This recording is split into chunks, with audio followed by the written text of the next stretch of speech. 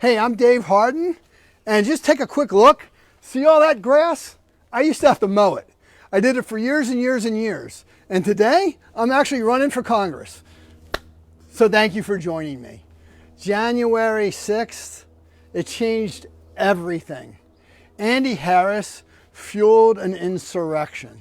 He chose to ignore the Electoral College. He got in a fight in Congress, and he inflamed America. But in my Maryland, in my district, in my hometown, we protect and defend America. All the families here, we've supported and loved America for generations. Our great uncles defended America in World War II. They stormed the beaches of Normandy to defeat the Nazis. Our great uncles fought Imperial Japan to promote and defend America and to save the world.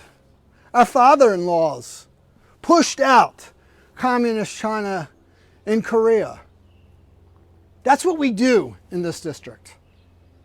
In this district, our brother-in-laws fought in Afghanistan and Iraq and Kuwait. In this district, our families still defend America. Our sons and daughters are still watching the homeland. They are still in the front lines in the Middle East. But we also defend America in other ways. Our daughters build missile defense systems. Our wives make sure spies don't sneak in. That's what we do. That's what Maryland families do. That's what this district does to protect and defend America. But we also lift up America. We also envision a greater America, a city on a hill where people care, where the arc of history bends our way towards justice. We marched in Selma. We had big dreams at the Lincoln Memorial. We were arrested in Stonewall. And we fought for equal pay and equal rights. That's who we are. That's who we are in this 1st District of Maryland. But Andy Harris wanted his job more than he wanted democracy. He fueled an insurrection. That's not who we are. The last 12 years, we are simply poorer, sicker, less respected, and more divided than ever. And because of Andy Harris, because of his failed leadership, because he hasn't delivered for this district, we are at risk of losing the American dream. Throughout all of American history, it was the goal, the hopes of parents to give a legacy to their children so that life would be a little bit better, so that they would grow up in a happier, healthier, more prosperous America. And we've done that. You know, a shipbuilder's great-grandson can be a technologist in New York City.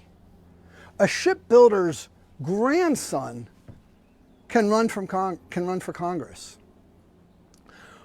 But we are at risk. We are at risk of having the American dream slip from our very hands. And here's what needs to change.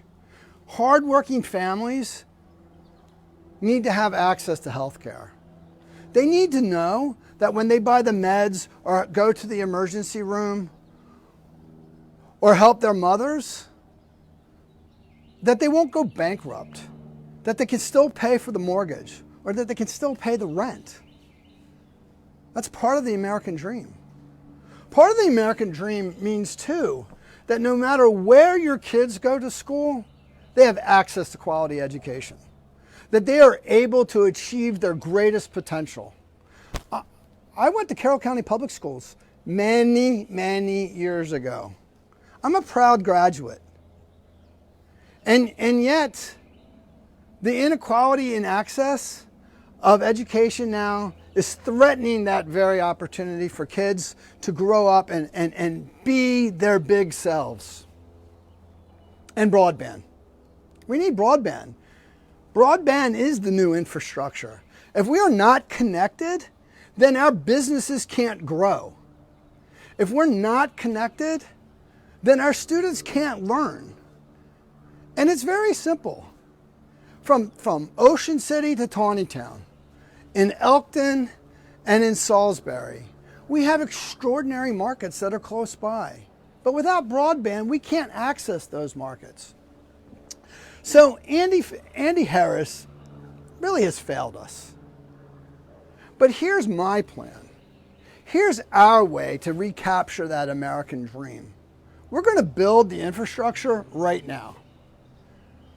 You know,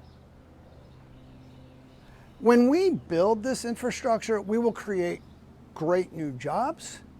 We will infuse rural economies, and we will help families and households begin to prosper. But it's more than just simply the economy, because climate is in front of us. And you can be a climate skeptic, or you can believe in climate impact. But in some ways, it actually just doesn't matter, because the financial markets globally, the technology of the future, they've already decided. We're moving in the direction of driving climate solutions. Our only choice, our binary choice, is whether right here in this district we design, build, innovate, and sell the solutions to the world, or will we simply buy the technology from others? Will we buy the technology from Germany and China, or will we build it at home? I want to build it at home. We faced this before, actually. In the 1970s and early 80s, Baltimore was a big steel producer. We traded with the world. Baltimore represented American economic and political and military power. And when we failed to understand the changing geopolitical dynamics, the economic trends of the steel industry, we lost. It devastated, to this day, Baltimore, the communities that surround it, and households. So I say we seize that American future. I say we build that technology. I say that we sell it to the world. But it's not only climate. Our small towns have thriving opportunities ahead of them. We are connected to some of the highest end markets on the face of the earth. Our brewers and watermen and farmers and winemakers and soap producers, they should sell to New York City. They should sell to Washington, D.C. and Philadelphia, and you know what? Also London and Tokyo. And we can do this because we're so attached to some of these high-end markets. And so when we think about our future, when we think about the big America, that is ours. That is ours for the taking. But we can't seize that future when we have leaders, when we have politicians who are extremists, who only seek to divide us, who only seek to inflame. I say, let's reach for our better angels. Let's achieve that American ideal. Let's build that city on the hill. So that's why I'm running for Congress. But I'm here to tell you some hard truths. The Democratic majority in the House is at stake. Joe Biden has led America, and he will continue to lead America.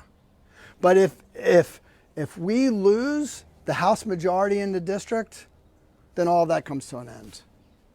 And this district, Maryland District 1, is in the bullseye.